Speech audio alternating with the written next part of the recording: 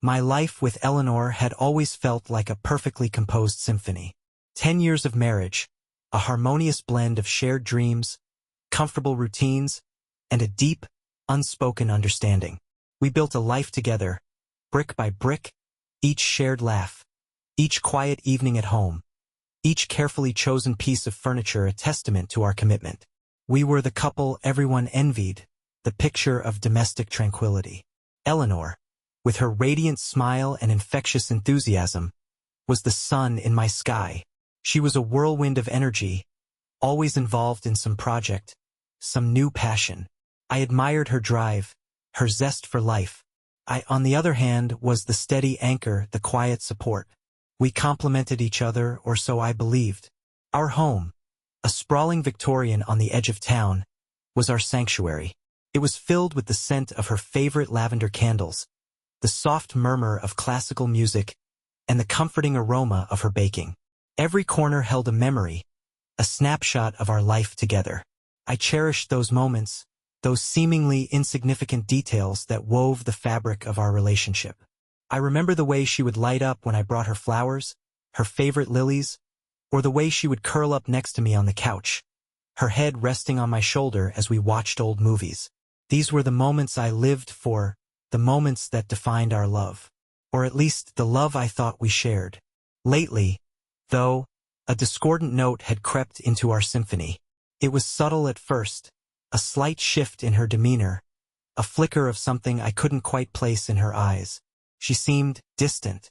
The easy laughter that once filled our home had become less frequent, replaced by a quiet reserve.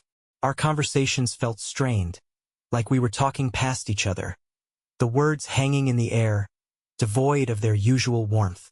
I tried to dismiss it, attributing it to the pressures of her demanding job at the art gallery. She was always busy, always rushing off to openings or exhibitions. I understood that her work was important to her, and I never wanted to stifle her ambitions. But the late nights, the hushed phone calls, the way she would flinch when I touched her, these things began to gnaw at me, a persistent unease that I couldn't shake off. I felt like a stranger in my own home, a spectator in my own life. The woman I loved, the woman I had built my life with, was slipping away from me, and I didn't know why. The perfect symphony of our life was starting to unravel, and I was desperately trying to hold onto the fading melody. The subtle shifts in Eleanor's behavior became more pronounced, more difficult to ignore. It was like a slow leak, a quiet drip that gradually eroded the foundation of our relationship. She started spending more and more time away from home, her explanations becoming increasingly vague.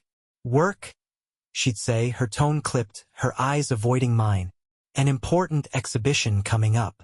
I wanted to believe her. I truly did. But the seed of doubt had been planted, and it was growing, its tendrils wrapping around my heart, squeezing the air from my lungs. I found myself scrutinizing her every move, searching for clues, for some tangible evidence to confirm my fears. The way she would clutch her phone to her chest, the hushed conversations she'd have in another room, the new perfume she started wearing, a scent I didn't recognize, a scent that felt alien in our home. It was like she was creating a separate life, a life I wasn't privy to. I felt like an intruder in my own marriage, a ghost haunting the edges of her existence. I tried to talk to her about it, to express my concerns, but she would brush me off, her laughter brittle, her eyes flashing with a flicker of something that looked like resentment. "Don't be ridiculous, Mark," she'd say. "You're imagining things. I'm just busy. We're both busy." But I wasn't imagining things. I could feel it in the air between us, a coldness that had never been there before. The warmth, the intimacy, the easy connection we once shared had vanished, replaced by a chasm of silence and suspicion. I started to feel like I was losing her, watching her slip through my fingers like sand. The woman I loved, the woman I had pledged my life to, was becoming a stranger. I would lie awake at night, listening to her soft breathing beside me, wondering what she was thinking, who she was dreaming of. The silence in our bedroom was deafening, a constant reminder of the growing distance between us. I felt a sense of helplessness, a gnawing fear that I was losing control, that my carefully constructed world was crumbling around me. The perfect symphony I thought we were composing was turning into a discordant mess, a cacophony of unanswered questions and unspoken fears. I was desperate to find the harmony again, to recapture the melody that had once defined our love, but I didn't know where to begin. My unease festered into a gnawing suspicion, a relentless whisper in the back of my mind that refused to be silenced. I tried to ignore it, to convince myself that I was being paranoid, that Eleanor's distance was simply a phase, a temporary consequence of her demanding career. But the whispers grew louder, more insistent, fueled by the subtle yet undeniable changes in her behavior. The late nights became later, her explanations even more vague. She would come home smelling faintly of a different cologne, a scent that clung to her clothes, a scent that was not mine. She became secretive with her phone, shielding the screen from my view, her fingers dancing across the keys in hushed whispers. She would leave the room to take calls, her voice dropping to a low murmur, her words indistinct. It was like she was living a double life, a life hidden from me, a life I was no longer a part of. I felt like a fool, blind to what was happening right in front of me. The man everyone envied, the man with the perfect wife and the perfect life, was slowly realizing that his perfect life was a carefully constructed illusion, a facade that was crumbling before his very eyes. I started to withdraw, retreating into myself, the joy and laughter that once filled our home replaced by a heavy silence. I felt like I was walking on eggshells, afraid to say the wrong thing, afraid to ask the questions that were burning in my throat. I tried to remember the woman I had fallen in love with, the woman who had promised to spend her life with me. But the Eleanor I knew, the Eleanor I had built my life with, seemed to be fading away, replaced by a stranger, a woman I no longer recognized. I started to feel like I was losing my grip on reality, questioning everything I thought I knew about our relationship, about her, about myself. Was I imagining things? Was I being overly sensitive? Or was there something more, something darker, lurking beneath the surface of our seemingly perfect life? The whispers in my mind grew louder, more insistent, demanding to be heard. I knew I couldn't ignore them any longer. I had to find out the truth, no matter how painful it might be. I had to know what was happening, even if it shattered the illusion of our perfect life. I had to confront my fears, even if they confirmed my worst suspicions. The symphony of our life had become a discordant mess, a cacophony of unanswered questions and unspoken fears. I was desperate to find the harmony again, to recapture the melody that had once defined our love. But I knew that the path ahead would be fraught with pain and uncertainty. The decision to follow Eleanor was not made lightly. It was a betrayal of trust, a violation of the unspoken agreement we had as husband and wife. But the whispers in my mind had become a roar, drowning out reason, demanding action. I couldn't live with the uncertainty any longer. I had to know the truth. One evening, under the guise of a late meeting, I left the house and drove to the art gallery where Eleanor worked. I parked across the street, my heart pounding in my chest, my hands clammy on the steering wheel. The gallery was dark, the only light coming from a single lamp in the back office. I waited, my anxiety growing with each passing minute. After what felt like an eternity, I saw her emerge from the building, accompanied by a group of people I didn't recognize. They were laughing and talking, their voices echoing in the stillness of the night.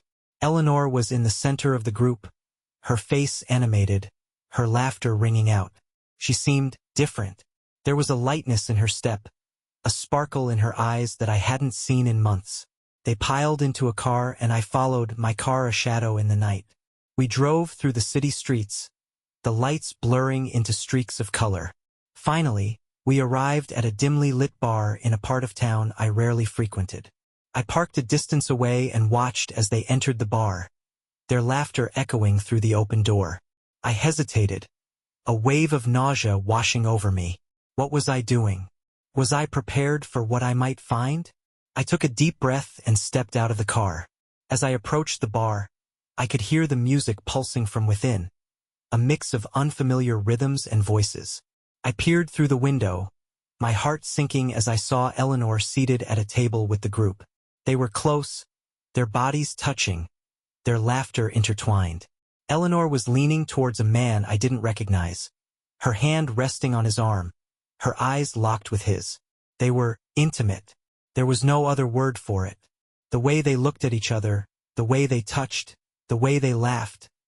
It was a language I understood, a language that spoke of a connection that went beyond friendship. I felt a surge of anger, a burning rage that coursed through my veins. I wanted to storm into the bar, to confront them, to demand answers. But something held me back. I needed to see more, to understand the depth of this betrayal. I watched them for what felt like hours, my anger simmering, my heart breaking. Eleanor, my Eleanor, was sharing herself with another man, her laughter, her touch, her attention. All the things I thought were mine alone. The symphony of our life had become a twisted, distorted melody, a cacophony of betrayal and deceit. I felt like I was drowning in a sea of emotions, the waves crashing over me, threatening to pull me under. I had to get out of there, to escape the suffocating atmosphere of the bar, to breathe. I stumbled back to my car, my mind reeling, my heart shattered. As I drove home through the empty streets, the image of Eleanor and the other man burned in my mind, a searing reminder of the betrayal I had witnessed. The perfect life I thought I had was a lie, a carefully constructed illusion that had shattered into a million pieces. And I didn't know how to pick up the pieces. The drive home was a blur. I barely registered the familiar streets, the houses shrouded in darkness. All I could see was Eleanor's face, her smile directed at another man, her touch lingering on his arm. The image was seared into my mind, a brand that would forever mark me. I stumbled into the house, the silence deafening. The scent of lavender, once a source of comfort, now felt suffocating. I went to the kitchen and poured myself a drink, the amber liquid burning its way down my throat. I needed to numb the pain, to silence the voices in my head. I sat at the kitchen table, the empty chair across from me a stark reminder of Eleanor's absence. I thought back to the early days of our relationship, the excitement, the passion, the unwavering belief that we were meant to be. We had built a life together, a life I thought was founded on trust and love. But now, the foundation had crumbled, leaving me adrift in a sea of uncertainty. I couldn't understand. Why? Why would she do this to me? Was I not enough? Had I failed her in some way? The questions swirled in my mind, unanswered, unanswerable. I thought about confronting her, about demanding an explanation. But what good would that do? Would it change anything? Would it erase the image of her with another man? No. Confrontation would only lead to more pain, more heartache. I needed to understand, to unravel the mystery of her betrayal. I needed to know what had driven her into the arms of another. A new resolve began to take root within me. I would not let this break me. I would not let her destroy me. I would find out the truth no matter the cost. I spent the rest of the night pacing the floor, my mind racing, my heart aching. The symphony of our life had been shattered, replaced by a discordant melody of betrayal and deceit. But I would find a way to rewrite the score, to compose a new symphony, one that would be mine alone. The first step was to understand. I needed to know who this other man was, what their relationship was, what had drawn Eleanor to him. I needed to infiltrate her world, to become a shadow in the night, observing, listening, learning. A plan began to form in my mind, a plan that was both dangerous and exhilarating. I would become a detective, a spy in my own home. I would uncover the truth, no matter how painful it might be. And then I would decide what to do next. My investigation started subtly. I became more observant, more attuned to Eleanor's routines, her habits, her patterns. I paid closer attention to her phone calls, noting the numbers she dialed, the hushed tones she used. I started tracking her movements, discreetly following her when she left the house, always maintaining a safe distance, careful not to be detected. It was a slow, painstaking process, like piecing together a jigsaw puzzle with missing pieces. But gradually, a picture began to emerge, a picture that confirmed my worst fears. Eleanor was leading a double life. Her late nights at the gallery were not spent working on exhibitions, as she had claimed. Instead, she was meeting with a group of people, the same group I had seen her with at the bar. They would gather at different locations, cafes, restaurants, private homes, always discreet, always careful to avoid detection. I used technology to my advantage, installing a tracking app on her phone, monitoring her emails and social media accounts. I felt a twinge of guilt, a sense of violation, but the need to know the truth outweighed my reservations. The more I learned, the more confused I became. The group Eleanor was involved with was not what I had expected. It wasn't a simple case of infidelity, a clandestine affair with a single person. It was something far more complex, something that challenged my understanding of relationships, of love, of loyalty. Through my surveillance, I discovered that the group engaged in what they called ethical non-monogamy. They believed in open relationships, in exploring connections with multiple partners, in a freedom that defied traditional norms.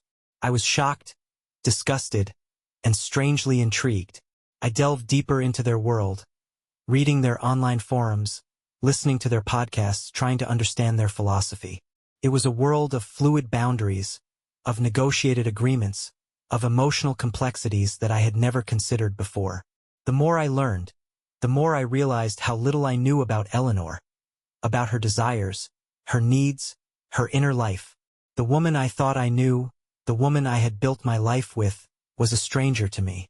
The symphony of our life had become a dissonant, chaotic mess, a jumble of conflicting melodies and rhythms.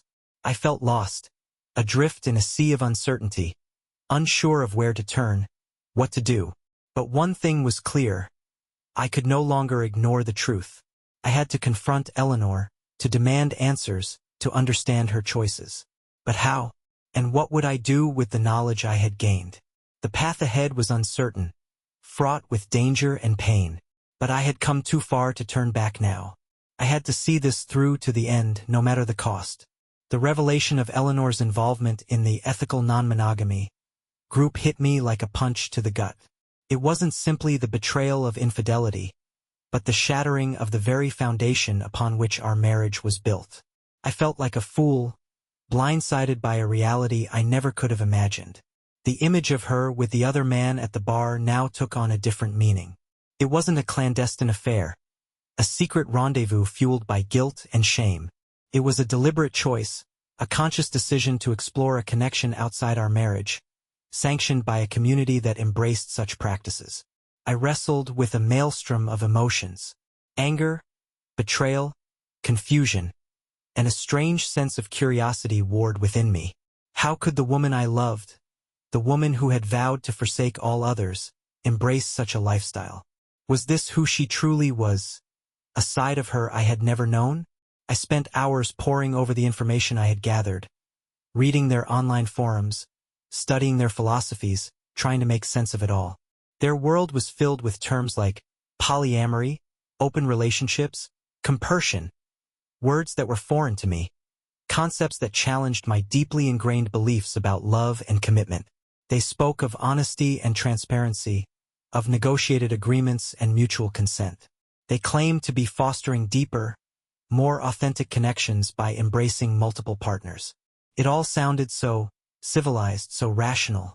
Yet, it felt fundamentally wrong, a violation of the sacred bond one believed marriage to be.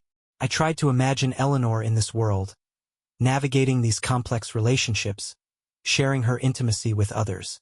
The thought was both repulsive and strangely captivating. Was she happy? Was she fulfilled? Or was this a desperate attempt to fill a void, a yearning for something I had failed to provide? The more I learned, the more I realized how little I truly knew about Eleanor, about her desires, her fears, her inner world. The woman I thought I knew, the woman I had shared my life with, was a stranger to me. The symphony of our life, once a harmonious melody, had become a cacophony of discordant notes, a jarring, unsettling composition that reflected the chaos within me. I felt lost, adrift in a sea of uncertainty, unsure of how to navigate this new reality. But one thing was certain. I could no longer ignore the truth. I had to confront Eleanor, to demand answers, to understand her choices. But how? And what would I do with the knowledge I had gained? The path ahead was treacherous, fraught with pain and uncertainty. But I had to see this through to the end, no matter the cost. The initial shock and confusion gave way to a searing anger, a burning rage that consumed me. I felt betrayed, humiliated, violated. The woman I had loved, the woman I had trusted with my heart and soul, had shattered that trust, trampled on our vows, and discarded our marriage like a worn-out garment. The image of her with the other man at the bar, once a source of pain, now fueled my anger. I replayed it over and over in my mind. Each time the rage intensified, the hurt deepened. I couldn't sleep, couldn't eat, couldn't focus on anything but the betrayal. My work suffered. My friendships withered. My life became a hollow shell, devoid of joy and meaning. I oscillated between wanting to confront Eleanor, to scream and shout and demand answers, and wanting to withdraw completely, to disappear from her life and never look back. But neither option felt satisfying. Confrontation would only lead to more pain, more heartache. And withdrawal would be an admission of defeat, a surrender to the forces that were tearing my life apart. I needed another outlet, a way to channel my anger, to reclaim my power. And so, my thoughts turned to revenge. It wasn't a conscious decision at first. It was more like a seed planted in the fertile ground of my anger, a seed that slowly took root, growing stronger with each passing day. I started fantasizing about ways to hurt Eleanor, to make her feel the pain she had inflicted on me. I imagined exposing her secret life to her friends and family, watching as her carefully constructed world crumbled around her. I pictured myself confronting the other man, the object of her affection, letting him know that she was still my wife, that she still belonged to me. But these fantasies were fleeting, unsatisfying. They were fueled by anger, by a desire for retribution, but they lacked the depth, the complexity, the sheer artistry that I craved. I wanted something more, something that would truly make her pay for what she had done. And so I began to plan.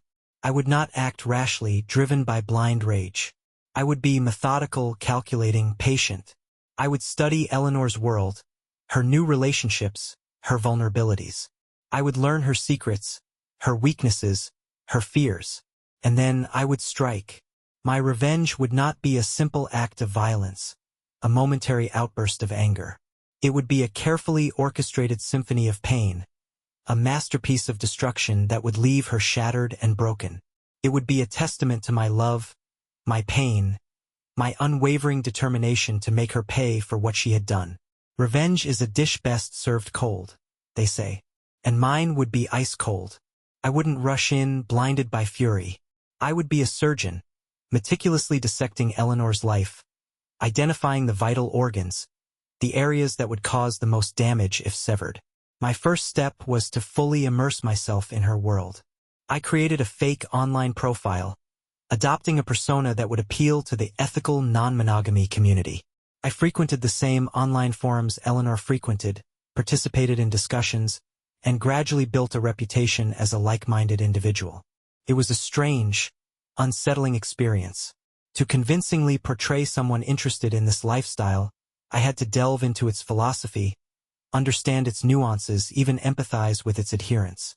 I read books and articles, listened to podcasts, even attended a few meetups, always careful to maintain my anonymity.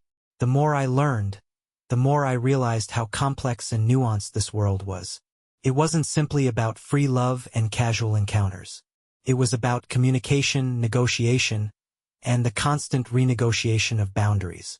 It was about challenging societal norms and exploring alternative relationship models. I began to see how Eleanor might have been drawn to this lifestyle. It offered a freedom and autonomy that she may have felt was lacking in our traditional marriage. It allowed her to explore different aspects of herself, to connect with others on a deeper level, to experience love and intimacy in ways she never had before.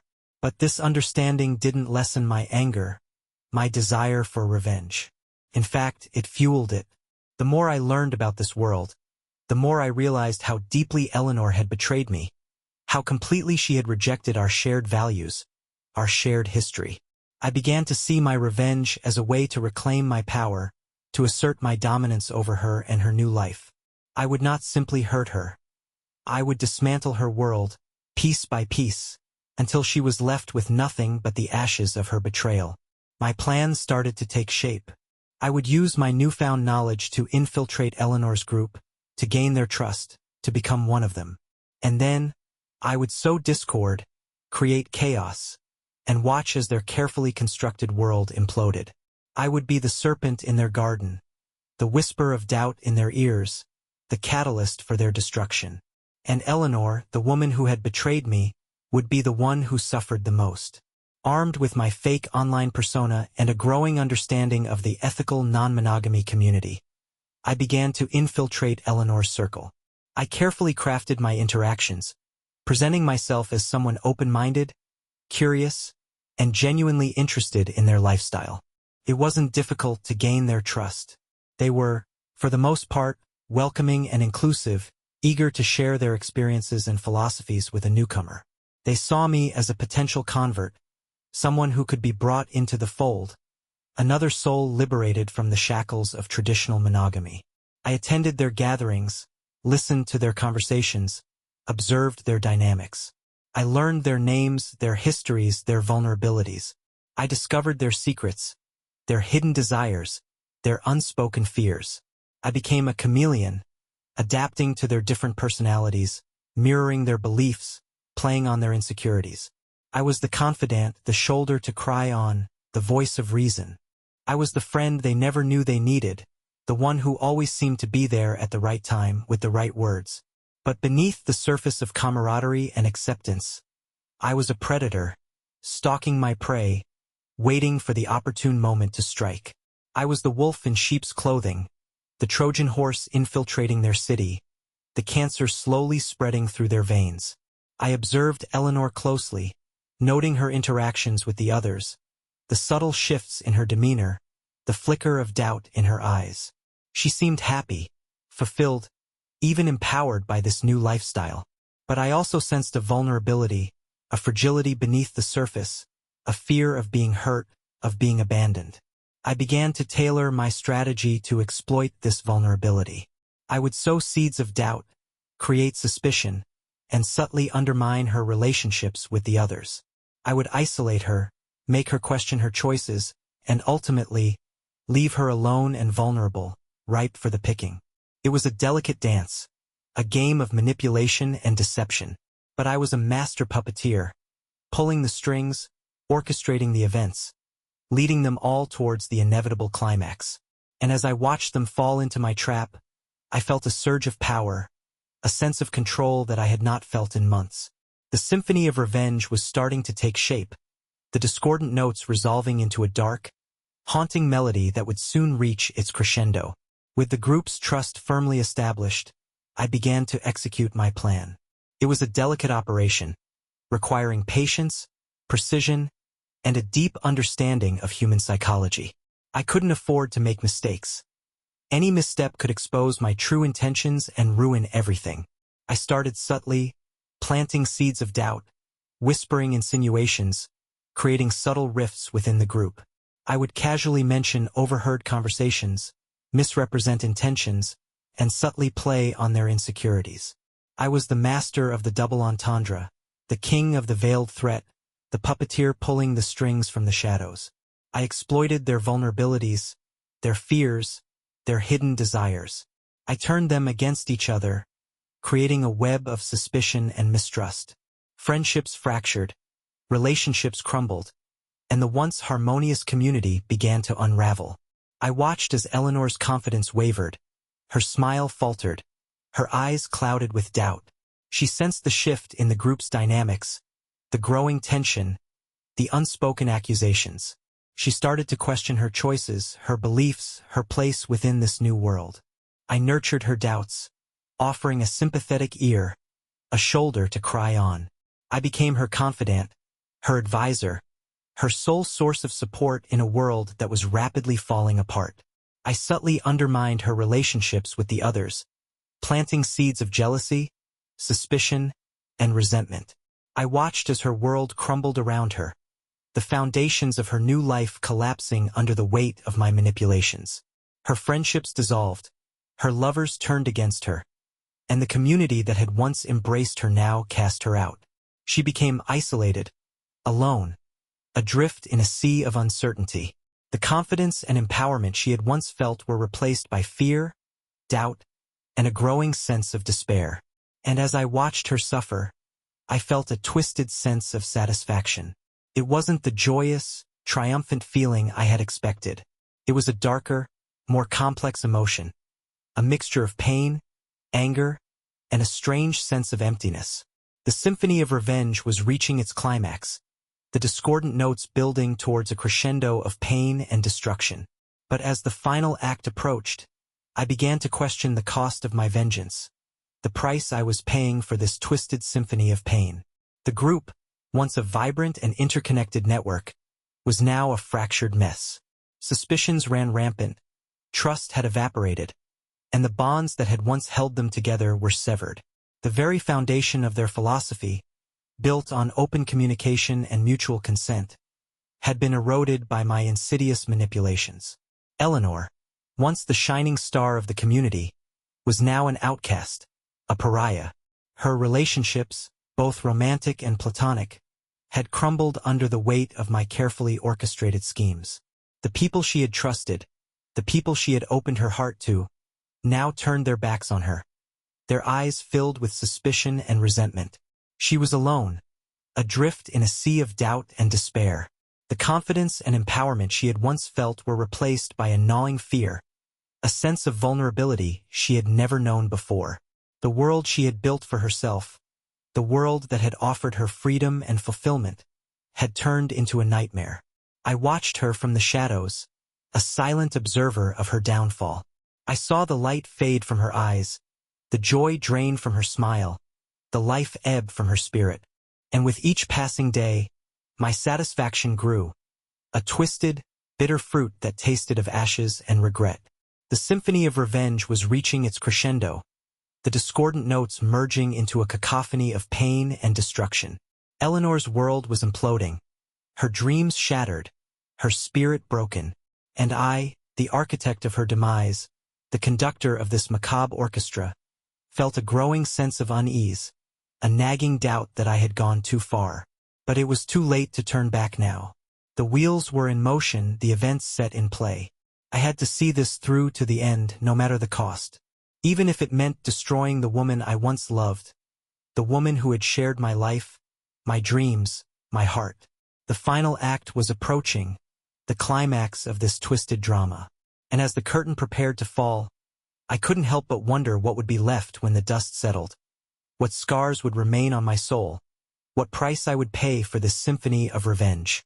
The final act of my revenge was a masterpiece of manipulation, a symphony of chaos and destruction that would leave Eleanor shattered and broken.